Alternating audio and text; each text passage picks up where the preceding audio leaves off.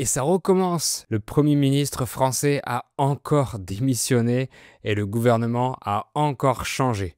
Donc dans cet épisode 210 du podcast Fluidité, je vous propose de vous expliquer les grands changements politiques qui viennent de se passer en France et quelque chose d'inédit est arrivé. Alors c'est parti. Avant toute chose, je voudrais vous annoncer que depuis le 15 septembre, nous avons lancé un challenge de français dans le club VIP.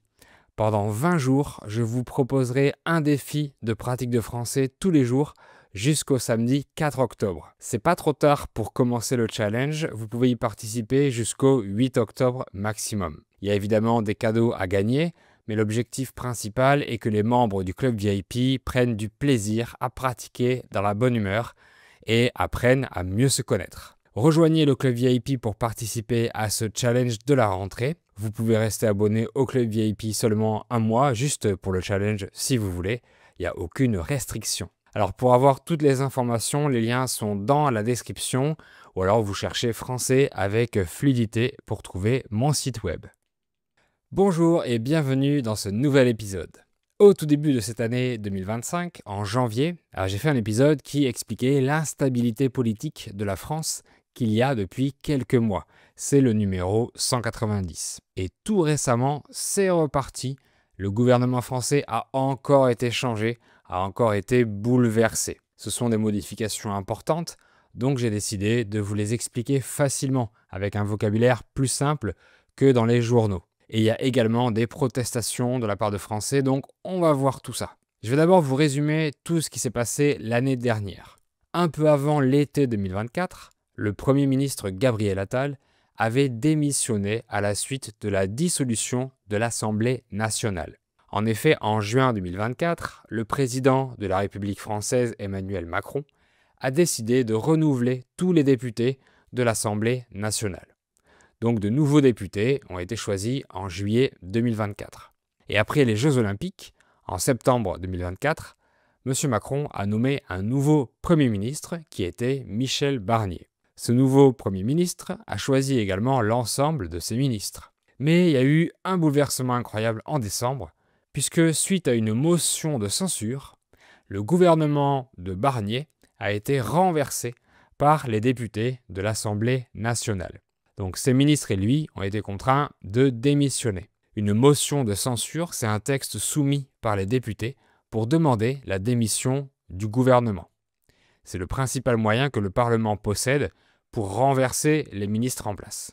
Alors quelques jours plus tard, le 13 décembre, un nouveau Premier ministre a été désigné par M. Macron, François Bayrou. Et donc la majorité des ministres ont changé aussi. Donc je me suis arrêté là dans mon épisode de janvier et jusqu'à présent, le gouvernement était le même avec M. Bayrou en tant que Premier ministre.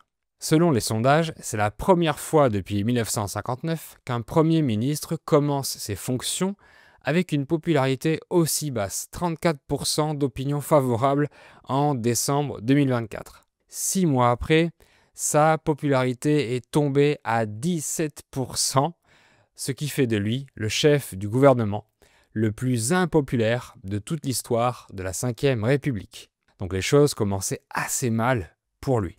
En plus, M. Bayrou n'est pas très charismatique. Il parle très lentement et paraît un peu mou dans sa gestuelle. Donc ça ne l'aide pas à défendre ses idées. Ensuite, en janvier, juste après sa déclaration de politique générale, les partis de gauche ont déposé une nouvelle motion de censure dans le but de renverser le nouveau gouvernement fraîchement arrivé au pouvoir. Celle-ci n'a pas fait la majorité, donc elle a été refusée. Donc le gouvernement est resté tel quel. Ensuite, en février 2025, M. Bayrou a fait passer de force les lois de finances pour le budget 2025 de l'État. Mécontents de ce passage de loi en force, les partis de gauche ont déposé 2 nouvelles motions de censure pour tenter coûte que coûte de faire chuter ce gouvernement. Mais elles ont aussi échoué toutes les deux. Ouf, M. Bayrou a eu chaud, il a évité 3 motions de censure en quelques semaines. Avoir chaud, souvent au passé composé, c'est éviter de justesse quelque chose de négatif. Mais récemment, le Premier ministre a suggéré des lois ou des plans d'action que les autres partis ont encore moins aimés. Et oui, en France, c'est compliqué de faire des changements puisque les Français ne se laissent pas faire s'ils n'apprécient pas ce qui est proposé par le gouvernement. Vous commencez à nous connaître un peu si vous vous intéressez à l'histoire de notre pays et à notre culture d'éternels rebelles. Premièrement, le Premier ministre a voulu s'attaquer à la réforme des retraites mise en place en 2023 qui a fixé l'âge de départ à la retraite à 64 ans, pour simplifier, ce qui a été largement contesté par différents syndicats ou partis politiques. En février 2025, M. Bayrou a donc commencé de longues discussions de plusieurs semaines avec les syndicats pour trouver un accord sur cette réforme des retraites. Ils ont surnommé ces discussions un conclave, comme pour élire un pape. En mars, il a annoncé que ce ne serait pas possible de revenir à un départ à la retraite à 62 ans, comme c'était avant la réforme, ce qui a provoqué la colère des syndicats. Et fin juin, après 4 mois de débats entre le gouvernement et les syndicats, le conclave est un échec parce que presque rien n'a été modifié au sujet de cette réforme des retraites. Et l'âge de départ à la retraite est donc resté le même. Alors je ne sais pas si c'est entièrement la faute du gouvernement, mais les syndicats qui défendent les travailleurs ne sont pas du tout satisfaits du résultat ni de la politique actuelle de la France. Donc ça a un peu aggravé le mécontentement global des Français envers le gouvernement en place. Mais c'est pas tout. François Bayrou a également voulu s'attaquer à la dette publique. Une dette, c'est l'argent qu'on doit à quelqu'un. Si on ne paye pas ses factures, on a des dettes. En France, la dette publique est très élevée puisque le pays dépense plus que ce qu'il gagne. Elle s'élève à 3 000 milliards d'euros, mais c'est loin d'être la pire du monde. En tout cas, le Premier ministre a décidé d'essayer de trouver des solutions à ce sujet. Alors le 15 juillet dernier, il a dévoilé un plan, un projet pour économiser environ 44 milliards d'euros à partir de 2026. Voici quelques mesures proposées par ce plan.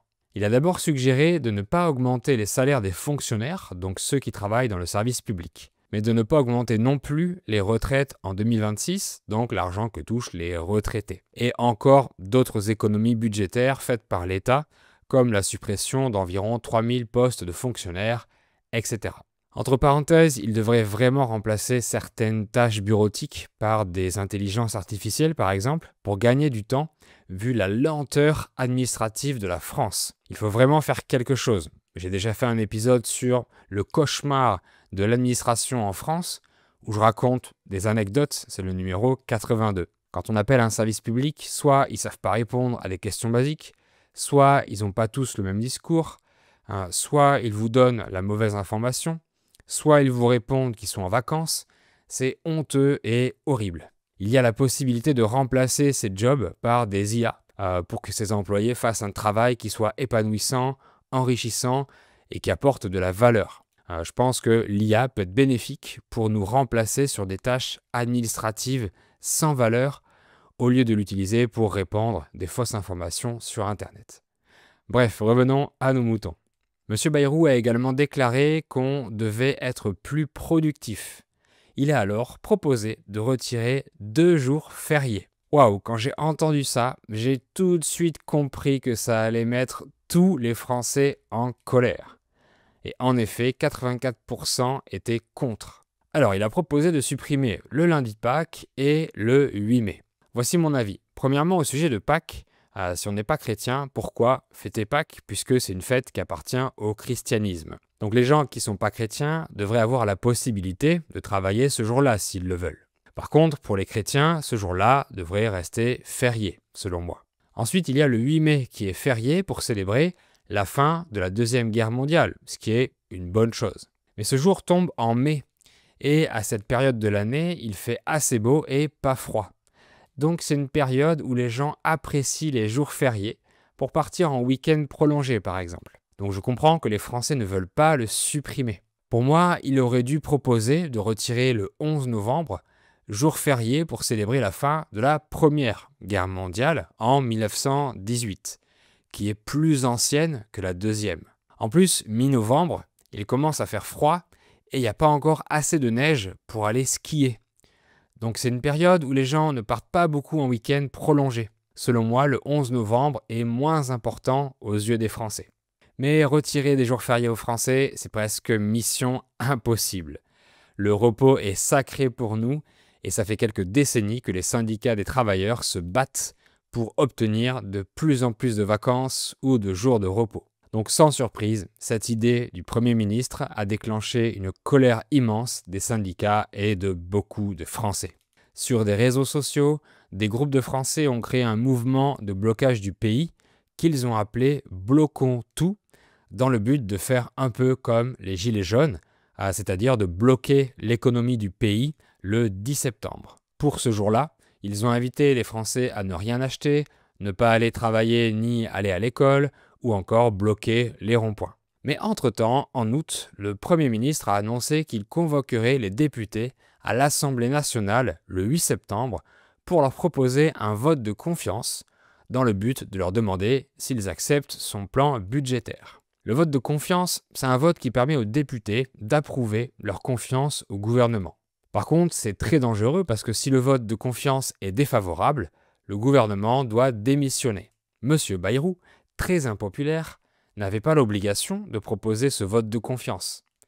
Mais il l'a fait quand même, alors que c'était sûr qu'il allait le perdre.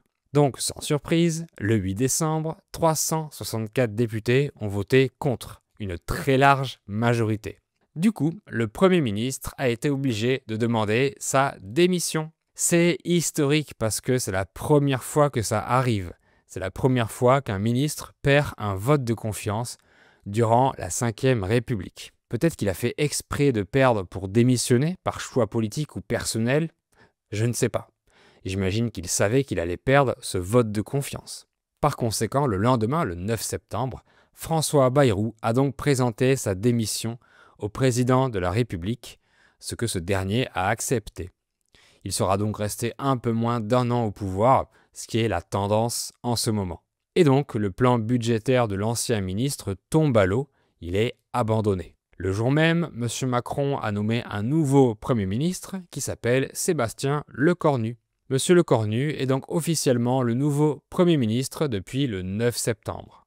Juste avant, il était ministre des Armées, mais il a eu d'autres postes comme maire d'une ville ou encore sénateur. Le 13 septembre, il a annoncé qu'il abandonnait l'idée de supprimer les 2 jours fériés. Je vous ai dit juste avant que certains Français avaient prévu de faire grève le 10 septembre pour s'opposer au projet de M. Bayrou. Mais il a démissionné la veille, le 9 septembre. Donc la grève a quand même eu lieu, mais je suppose qu'elle n'a pas été aussi extrême puisque le Premier ministre avait déjà démissionné. Environ 250 000 personnes ont manifesté dans les rues et certains ont voulu bloquer des axes routiers importants. Mais le gouvernement avait prévu des renforts de policiers pour éviter les blocages. Donc j'ai pas entendu parler de gros blocages importants ou de gros problèmes causés par cette journée de grève, même s'il y a eu quelques débordements. Pour le moment, on ne connaît pas encore la liste des ministres choisis par M. Lecornu, mais ça devrait pas tarder, on le saura dans les prochains jours. Dans certaines villes, il y a eu des manifestations samedi 13 décembre, mais pas partout. Samedi, on est allé à Bordeaux avec ma femme et on n'a vu aucune manifestation. Les syndicats ont appelé à refaire grève le 18 septembre, donc dans 2 jours puisque je filme cette vidéo le 16 septembre. Cette fois, ils proposent une grève reconductible, c'est-à-dire qui peut être reconduite, qui peut être prolongée sans limite. Alors, on verra ce qui va se passer à ce sujet. Beaucoup de partis politiques, de syndicats ou de manifestants demandent la démission du président Macron. Mais il a confirmé qu'il ne voulait pas quitter son poste avant la fin de son mandat en 2027. Alors on dirait bien que la situation politique va rester instable comme ça jusqu'aux prochaines élections présidentielles dans 1 an et demi. Donc j'imagine que dans quelques mois, il y aura de nouveaux changements et donc je ferai un nouvel épisode. Alors dites-moi en commentaire si vous avez bien compris tout ce que j'ai expliqué et le vocabulaire spécifique. Dites-moi si cet épisode vous a aidé à y voir plus clair. Vous pouvez aussi me suggérer des sujets d'épisodes. N'hésitez pas à écrire tout ça et je lirai vos commentaires avec plaisir. Pour progresser en français ou si vous voulez soutenir la chaîne et le podcast, vous pouvez acheter mon livre En route vers le français avec fluidité. C'est un livre avec les meilleurs contenus du podcast, plus un contenu en exclusivité.